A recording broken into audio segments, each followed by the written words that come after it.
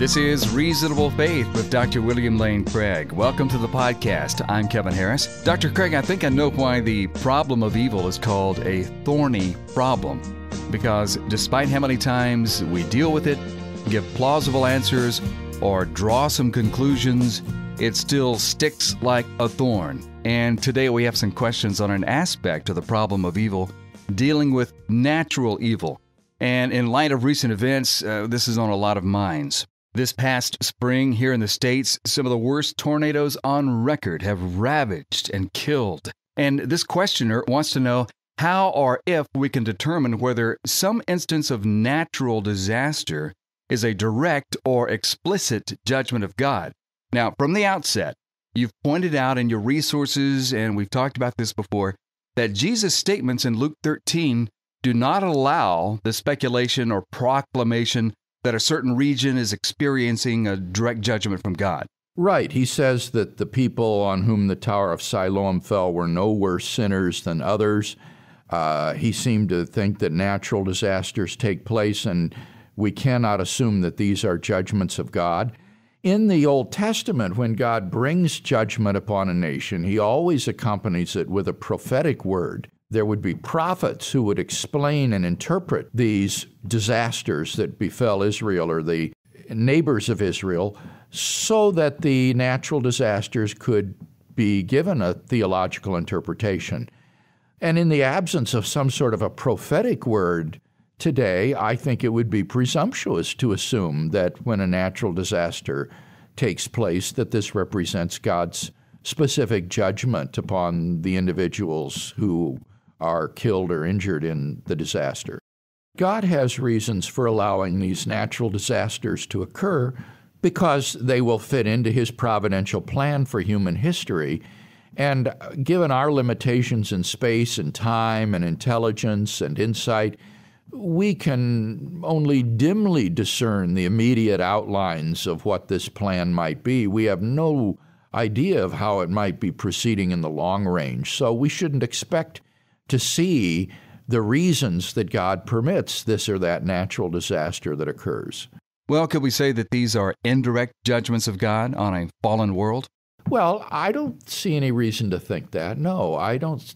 I know some people will say that these sorts of disasters are the result of human sin, but I don't see any reason to think that, for example, earthquakes have anything to do with human morality. It's plate tectonics which are essential to the flourishing of life on this planet. If there were no plate tectonics, then all of the mountains would erode into the oceans and the carbon dioxide would not get recycled. The action of the plate tectonics is essential to life on this planet, and yet it also causes earthquakes. So I would just see this as being the byproducts of a world operating according to certain natural laws, and God has good reasons for creating a universe like that as the theater in which the drama of the kingdom of God is being played out. I'm referring to a line of thought I've read that if we had not fallen but had taken dominion over the earth as God instructed, we would live more harmoniously with nature, unencumbered by sin and the ravages of sin. And therefore, we would have had the capacity to control or avoid natural disasters and so on. That's certainly true. The natural evils that occur in the world are often inextricably bound up with moral evil. For example, in South America or in Haiti, when these natural disasters like earthquakes or hurricanes occur, the human misery and suffering that results is so much greater because of the poverty in which the people live and the substandard housing and structures and buildings in which they live, because the whole of Latin America has been exploited by this elitist upper class that have left the masses living in substandard housing and poverty.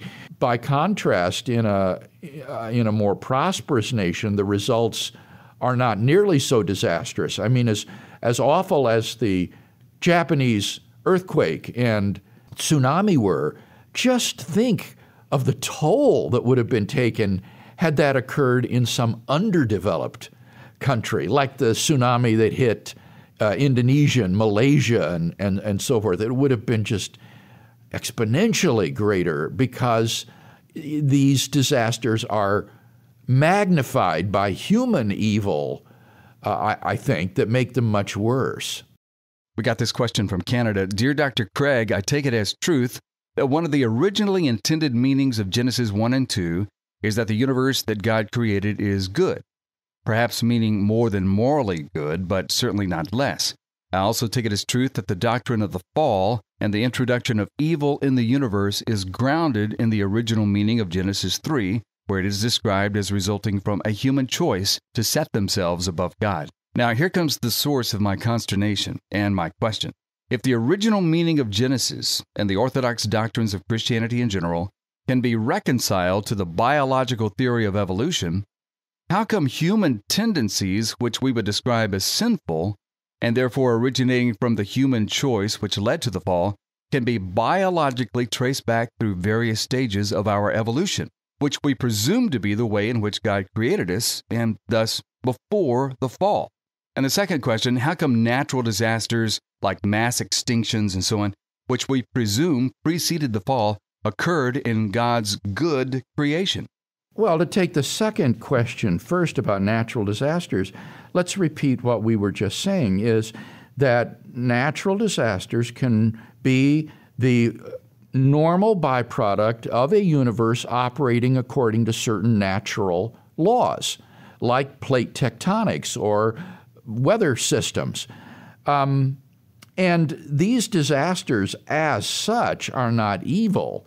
They cause pain and suffering, but that doesn't mean that the shift of a tectonic plate is an evil event. And God can permit these things to occur with a view toward maximizing His purposes for human creation. I think that it's not at all improbable that only in a world that is suffused with natural disasters would the maximal number of people freely come to know God and His love and find their entrance into God's kingdom.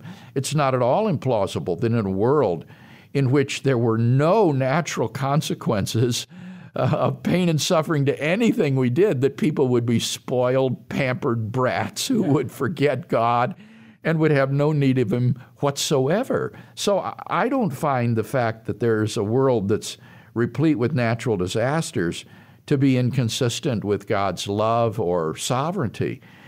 Now, as for these human tendencies, if I understand him right, I don't think these tendencies are sinful. I don't think sexual desires, for example, are sinful, or the desire to have an appetite is sinful. So why can't these be the way in which God created us? What would be sinful would be to indulge these appetites or tendencies outside the parameters that God has set down for us. But he identifies these tendencies as sinful.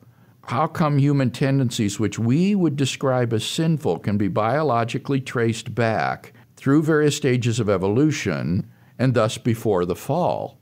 And I think it's just wrong to think that the sexual tendency is sinful.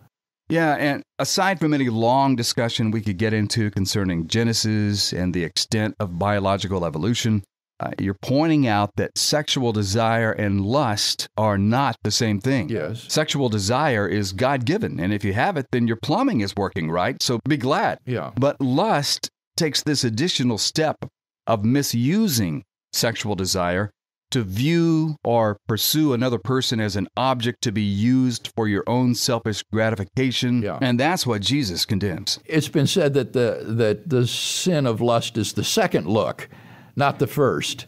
And that's hard to resist, but nevertheless, it would be what you do with these basic tendencies and desires that would be sinful or good. If they're expressed within certain contexts like marriage, then this is good and honorable, and God rejoices in it, and we shouldn't think of these tendencies as sinful.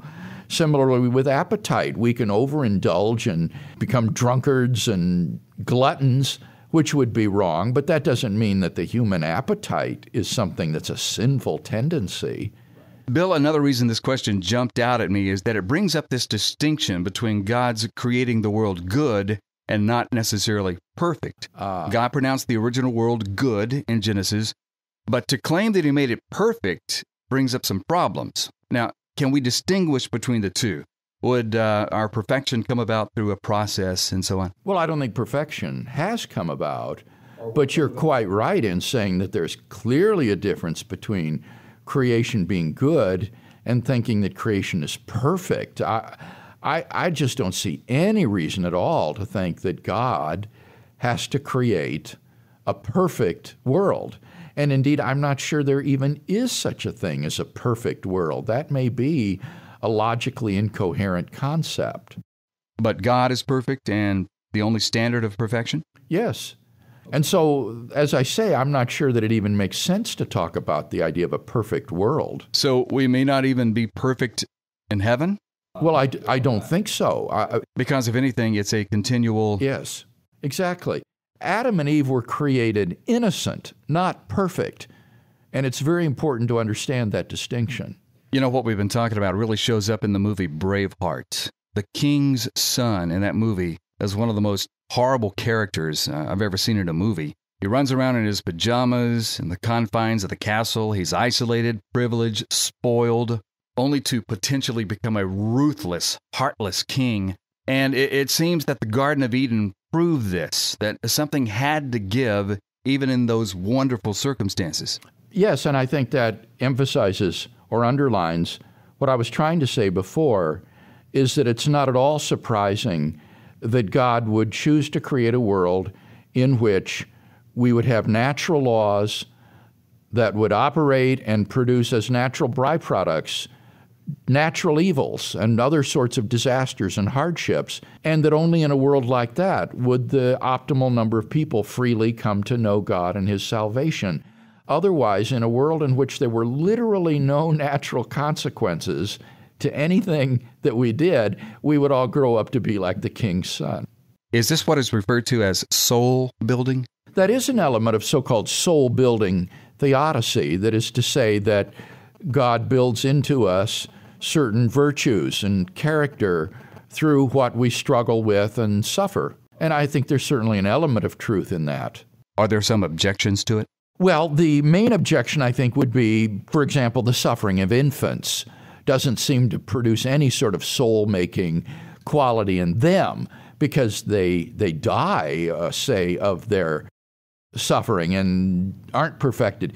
But what that simply means is that soul-making is only a partial explanation of the evil and suffering in the world. We mustn't think that there's a sort of one-size-fits-all solution for why God permits the suffering and hardship in the world. There are just manifold different reasons, and it's no objection to one reason to say that it doesn't cover every case. Thank you, Dr. Craig. And hey, I want to encourage everyone to go through the question and answer archives, past podcasts, and other resources on this very topic at reasonablefaith.org.